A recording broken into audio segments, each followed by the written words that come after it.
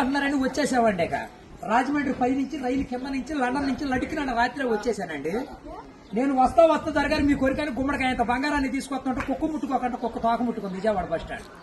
కుక్క తోక ముట్టుకున్న బంగారం మళ్ళీ మీరు ముట్టుకుంటారా లేదని 7 పాలేళ్ళ పెట్టించేసి ఏట్లో పడేపించానండి. 3 కోట్లు తీసుకెళ్లి మురికాలలో పడేశాను.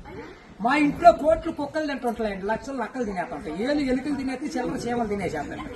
ఇక కాగితాలు కట్టుంటే కాగితాలు తీసుకెళ్లిపోతాం. మాకు పొయ్యిలో ఎండి ఇంట్లో బంగారం ఉందండి, కాకపోతే ఇంట్లో వాళ్ళు ఎసట్టాలు బియ్యం లేక ఎండిపోతున్నారు.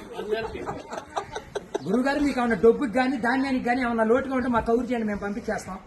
మా అడ్రస్ మండలం మధ్య యాగారం, దాని పక్కనే ఉండదండి, మల్లెడికి పక్కన పిల్లడికి మా ఊరు. దానికి మా అడ్రస్ కి సాయంకాలం ఉత్తరం రాసేసి పోస్ట్ లో ఇంకొక పొయ్యిలో వేసేయండి. మీరు పరిగెత్తుకుంటూ వచ్చేసి పంటకాలం కాడ 10ంటికి నించోండి, నేను 3ంటికి మురికాలలోకి అందించేస్తా డబ్బు. పగిలిపోయిన వాడి మీద వచ్చేస్తుంది 10 కోట్లు మరి డబ్బు. అక్కడ బుట్టతో తీసి తట్ట మీద ఆరబెట్టుకోండి. అప్పుడు నేను చదువులో కాడ బాగా పాస్ అయ్యామండి. నేను చదువు సంకల వరకు చదివానండి, గుడుంతాలు గుండెల దాకా వచ్చేసి పాఠాలు పాదాల వరకు వచ్చేస్తే ఇంగ్లీష్ ఈదులు అమ్మడ పరిగెట్టేసి చదువు ఎక్కువైపోయి అబ్బాయి గారి సంతకం పెడతాం మర్చిపోయాను. సోనియా గాంధీ గారి దగ్గరికి వెళ్ళి ఉద్యోగం అడిగానండి. రాత్రి రాజీవ్ గాంధీ గారు రాసిచ్చారు ఈ ఊళ్ళో ఉద్యోగం. ఎక్కడైతే సంతకాలు చేసే పని ఉండదు.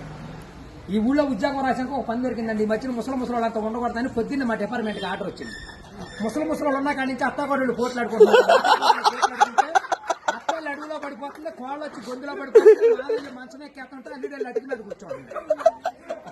అందుకని ముసలి అంటారు తీసుకెళ్లి మెగాస్టార్ చిరంజీవి గారి దగ్గర చేర్పిస్తున్నాం. గురువు గారు దసరా పండుగ రోజున మా ఊళ్ళో ఏప్రాల్ పండుగలు అయిపోతున్నా నాపరాల మీద. ఏప్రాల్ పోట్లాడుకుంటే నాపరాలు ఇప్పుడు సమరాత్రి గారు వెళ్ళి సౌండ్ చేస్తుంటే, మునసూపు గారు వెళ్ళి ముడేస్తుంటే, కర్ణం గారు వెళ్ళి కాగితాలు రాస్తుంటే, ప్రెసిడెంట్ గారు వెళ్ళి పెళ్లి చేసేస్తున్నారు. ఇప్పుడు ఆ పెళ్లి భోజనాలకు ఎక్కించుకురమ్మని మా ఇయ్యంకుల వారు ఊపిలేని విమానాన్ని పంపించారండి. విమానానికి ఊరు చివరికి వచ్చాక ఊపి ఎక్కిపోయి కృష్ణానదిలో పడిపోయింది. నేను వచ్చి మీ బాజార్లో పడిపోయింది. ఇవాళ ఛార్జీకి మీరు 500-600 ఇచ్చారంటే ఛార్జీ డబ్బులు పెట్టుకుని వెళ్ళి కాకినాడ వెళ్ళి కాఫీ తాగి అక్కడ మీ పేరు పేపర్లు వేసేస్తారు. ఈసారి గారు ఇప్పుడు రాబోయే కాలానికి కాబోయే సీఎం గారు మీ పేరు పేపర్లో వేపించేస్తానండి. ఈనాడు పేపర్లో వేపించానంటే ఆంధ్ర జ్యోతులు అక్షరాలు లేకోకుండా వచ్చేస్తాను. చదువుకున్నోడు చదువుకోవచ్చు, చదువులేనోడు చదువు. దొరగారు మన ఊరంతా ఖాళీగా ఉందని సాయంకాలం మన ఊరు కాలువలో కరువు మీటింగ్ పెట్టిస్తున్నాం. మీరంతా అక్కడ వచ్చేయండి. ఇప్పుడు కాలువలో కరువు మీటింగ్ పెట్టించి నూతులో టిక్కెట్లు ఇప్పించి ఏట్లో సినిమా చూపించి బుడమెట్లో చూపిస్తున్నా బురకట్ట. అక్కడ నీటి మీద తామరాకులు వేసి తామరాకుల మీద కుర్చీలు వేసి కుర్చీల మీద కూర్చోబెట్టించి మనిషికి 50,000 లోన్ ఇప్పించారు. 50,000 లోన్ దొరగారు ఇప్పుడు మాకు 7 అంతస్తుల మేడ, 25 పాడిగేదలు, 10 మంది పాలేళ్లు, 7 దున్నపోతులు ఉంటాయండి మా ఇంట్లో. పొద్దున్నే లెగితే పాడిగేదలు పాలన్నీ పిండేసి పాలేళ్ళ పోసేస్తాం. దున్నపోతులు పాలు మా ఇంట్లో వాళ్ళకి ఎగజూరే కానీ ఎగజూరు ఉండదు. గురువు గారు మాకు వ్యవసాయం తక్కువ ఉందనుకున్నారా?